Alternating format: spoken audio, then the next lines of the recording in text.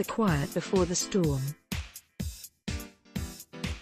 Lynn, a self-proclaimed overthinker, says that when she approaches the boxing ring, everything in her mind falls away.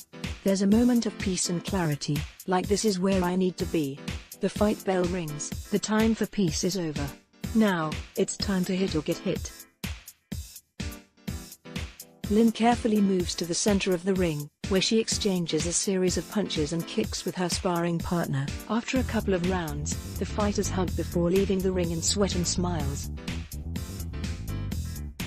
It's a dramatic change from the violence of Lynn's past, one where she wasn't fighting for sport but struggling to survive inside an abusive relationship. You can't live without me. During a recent training day in Seattle, Lynn opened up to CNN about her experience as a domestic abuse survivor. One relationship in particular left her in constant fear for her life. Lynn was dating a man whom she met outside her circle of friends. Their relationship started off fine but began deteriorating when he started to abuse her, she says, verbally and physically. When Lynn finally threatened to leave, the violence got worse. He pulled out a revolver, threatened me and said, "You can't live without me," Lynn said. He began playing Russian roulette, and in between spinning the revolver, he would hit me on the back of the head and try to bludgeon me.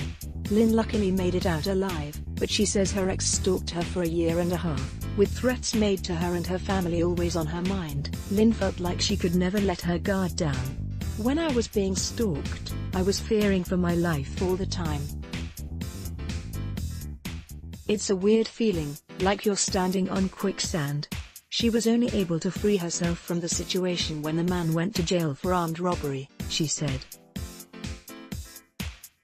Fighting her past. Athletics have always been a part of life for Lynn, a lifelong soccer player, but she had never considered boxing or mixed martial arts until a friend suggested that she try Muay Thai boxing, a form of kickboxing that originated in Thailand and allows fighters to punch, kick, elbow, knee and use clinch holds on their opponents. Coming off a low point in her life and struggling with depression, Lynn decided to put aside her reservations about Muay Thai and give it a try.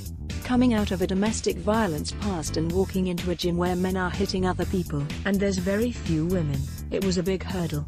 No longer living in fear for her life, there was something very specific that Lynn thought Muay Thai could teach her. "When I got into Muay Thai, it was never about self-defense," she said. "I wanted to trust in men again. I wanted to love." During her first training sessions, Lynn struggled with her emotions. She found the rush of hitting the pads exhilarating, but when it came time to spar with others, her past came flooding back. "I would go outside and cry in the car. I had lots of tears and lots of panic attacks.